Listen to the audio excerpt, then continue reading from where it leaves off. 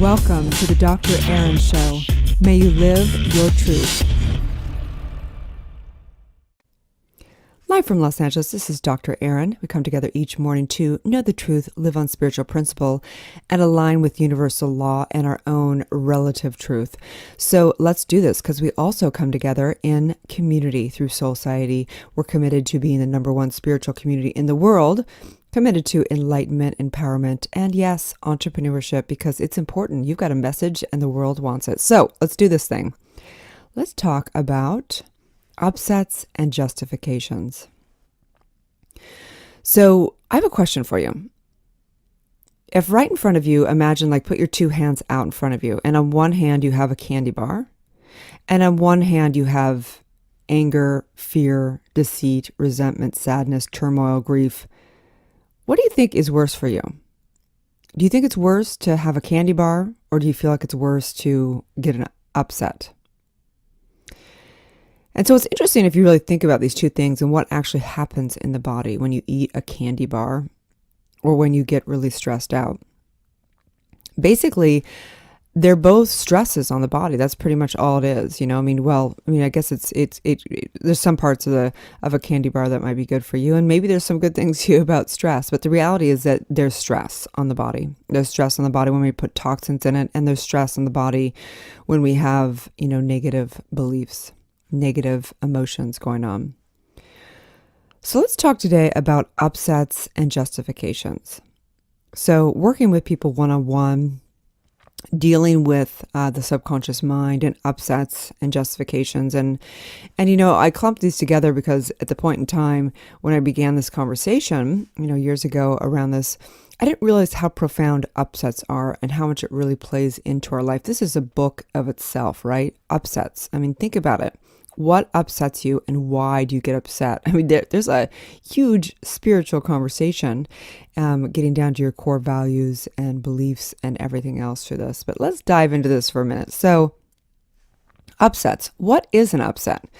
An upset, basically, if you take a look and you actually put, you have a gap. There's a gap in life.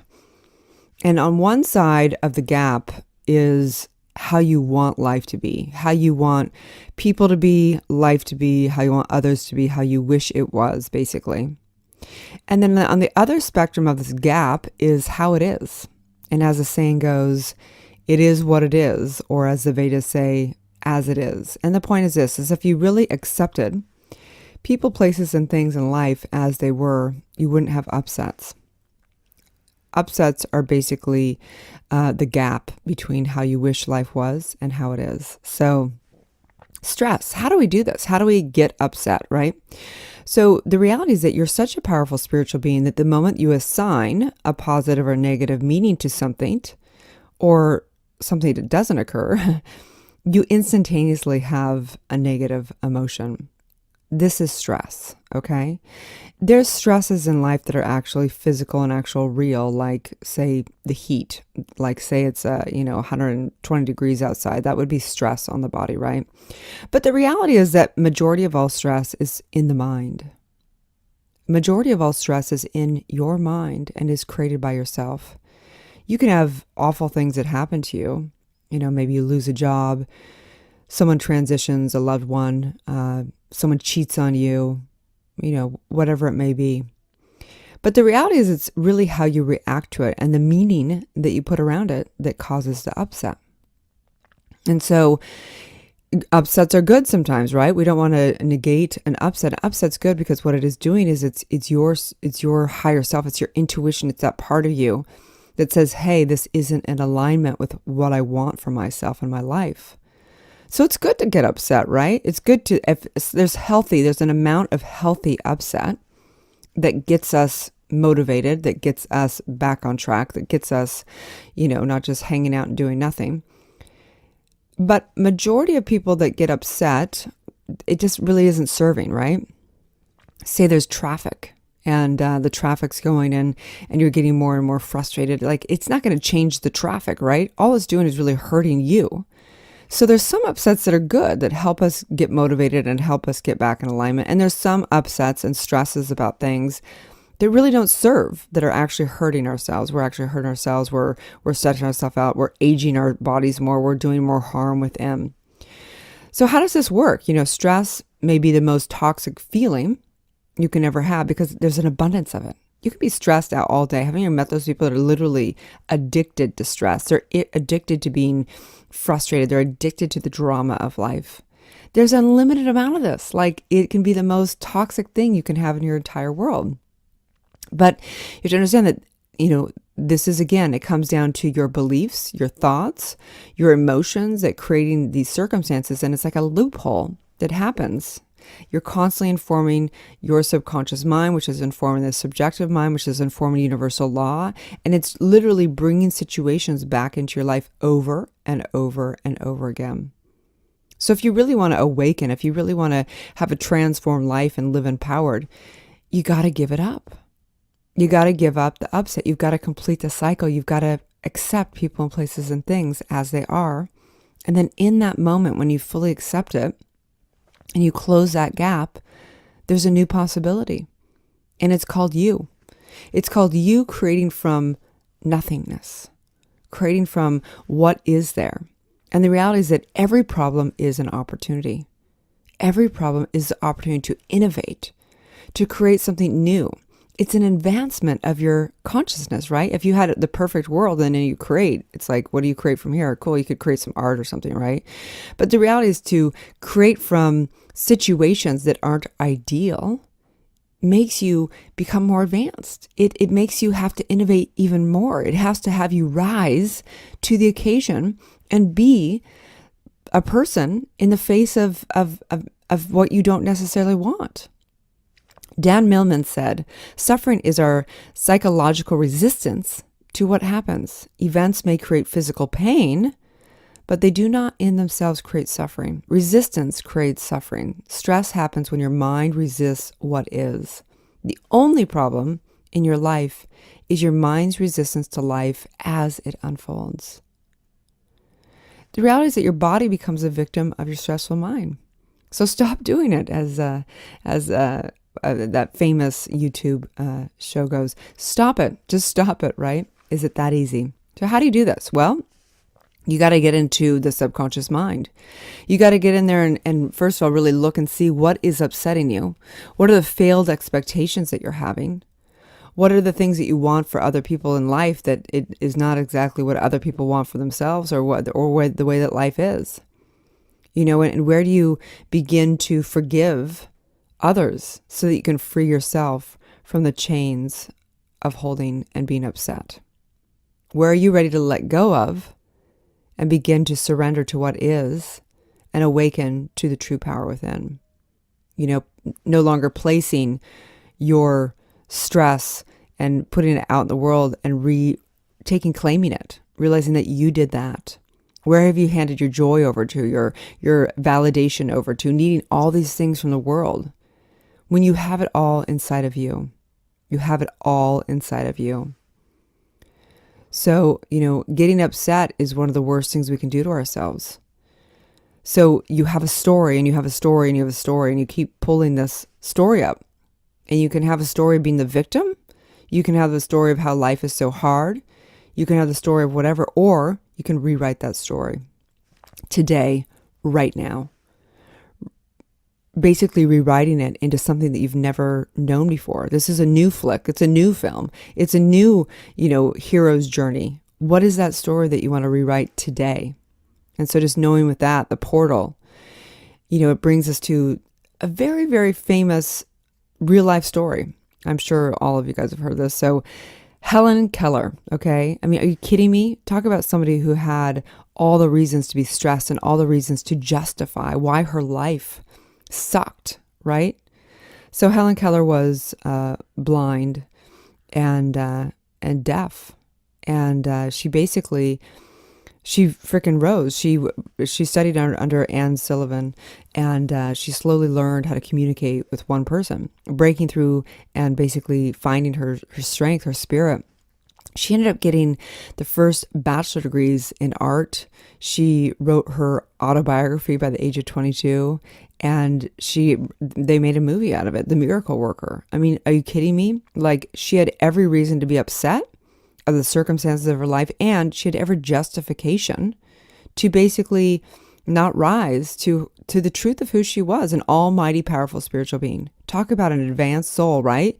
Like, oftentimes we think of it like a burden if you were to come into this life as deaf and mute. But the reality is that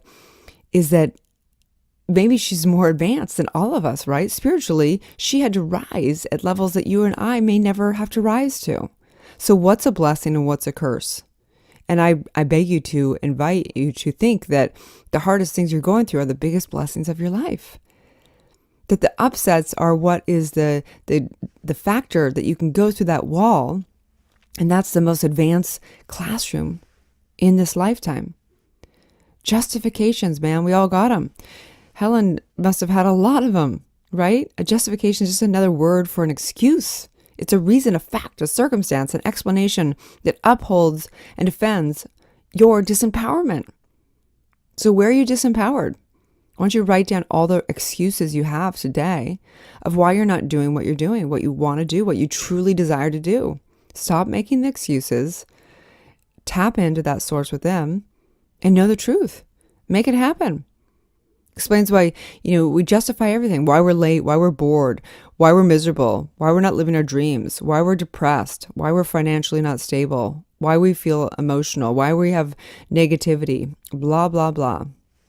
The reality is this, is that you can make every excuse of why, why the dog ate your homework, why the traffic was there, why you were late, why you have to have a job, why all these things, why you can't fulfill upon your dreams, why it's hard to date, why. I mean, you're the why. Why, I always say, is the God factor. Why is, if you get down to your why of anything, that is the creative factor. That why, that decision, that explanation is why you can or why you can't.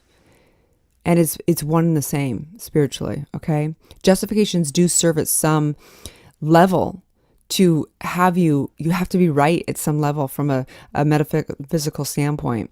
You are telling your subconscious over and over what you think. Why can you or can't you have money? Why can you or can't you have health? Why can you or can't you have relationships? And it's really up to you. So emptying the cup, releasing the justification. So step one is to observe your justification. Go through your day or week. Notice when you explain why you do something, good or bad, powerfully or unpowerfully. Justification are very important to take a look at these things. And basically, they're like little cracks in the concrete that end up destroying the entire foundation of the house.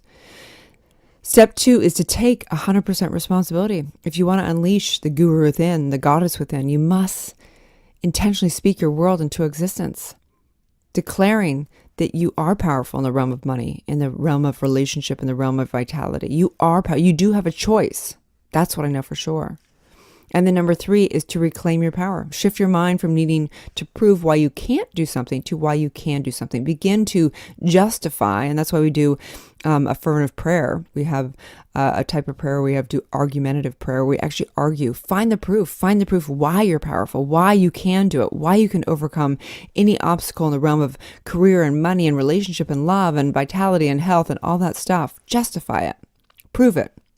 So today is all about breaking through your reactions. Begin to see the opportunity in the breakdowns. Transform your viewpoint and setting the law into motion through the polarity of your soul. The shift is to view all upsets as an opportunity to do your spiritual work, peeling back the layers of the onion within and releasing the divinity within. When anxiety and stress surface, feel the ground beneath your feet and begin to breathe and know the truth.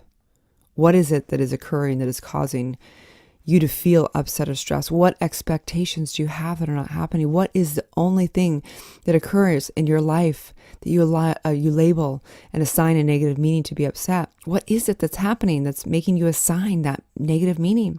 What beliefs and values do you have that are not being met? What are the beliefs? What are these true? Are they stories? What's going on? And are you willing to let go of your limited story and belief to have the life beyond your wildest dreams? And just knowing this, the law of polarity, because you are so powerful.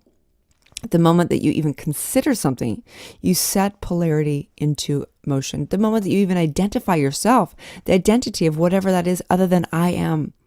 other than the I almighty factor of who your true identity is. In the moment that you even consider yourself less than that, you set polarity into motion. In the moment that you consider something to be, it sets universal law into motion. Beliefs within the soul activate and direct energy. What you intend, what you give attention to, what you initiate, how you select, it is the mechanics of this life. You are a powerful, almighty spiritual being. Your upsets can create heaven and hell. Right now, right here, stop upsetting yourself, stop justifications, and begin to live your greatest life. You can do this. You got this today, okay? Just knowing this truth, as together we say, and so it is. Thanks again for tuning in to Dr. Erin and Soul Society podcast. I'd like to invite you to write a review on iTunes. Also, I have a free gift for you, a money meditation and worksheet, which you can find at soulciety.com. That's www.soulciete.com. Or 30 guided meditations at drerin.tv. That's www.drerin.tv. We also hold monthly Soul Society events that are all about transformation and building extraordinary community. You can also watch me live daily on goodmorninglalaland.com or Instagram at drerin.tv. Grab your free manifestation masterclass with the purchase of my international best-selling book, Awakening, a 40-day guide to unleashing your spiritual powers, life purpose, and manifesting your dreams at erinfallhaskell.com/awakening book.